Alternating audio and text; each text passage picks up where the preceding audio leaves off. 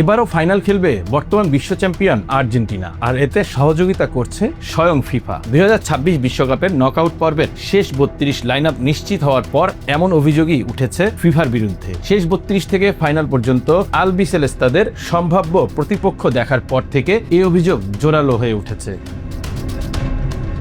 শেষ 32-এ চমক দেখানো কেপ ভার্দেকে পেয়েছে আর্জেন্টিনা, আর শেষ 32-এর বাধা পার হতে পারলে শেষ 16তে আর্জেন্টিনার প্রতিপক্ষ হতে পারে অস্ট্রেলিয়া অথবা মিশর। কাতার বিশ্বকাপেও অস্ট্রেলিয়াকে 2-1 ব্যবধানে হারিয়েছিল আর্জেন্টিনা।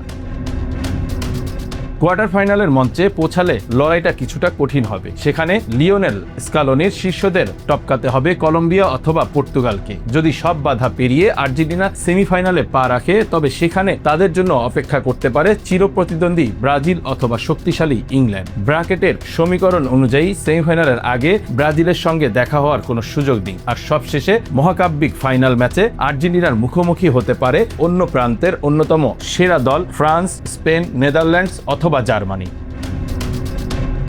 অথচ ফাইনালে যেতে হলে ব্রাজিলকে Japan, Ivory Coast, Norway, England, Portugal বা আর্জেন্টিনাকে হারাতে হবে।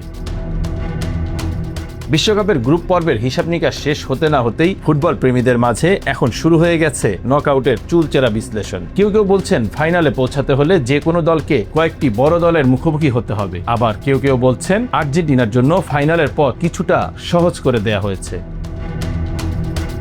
Bangla affairs news desk.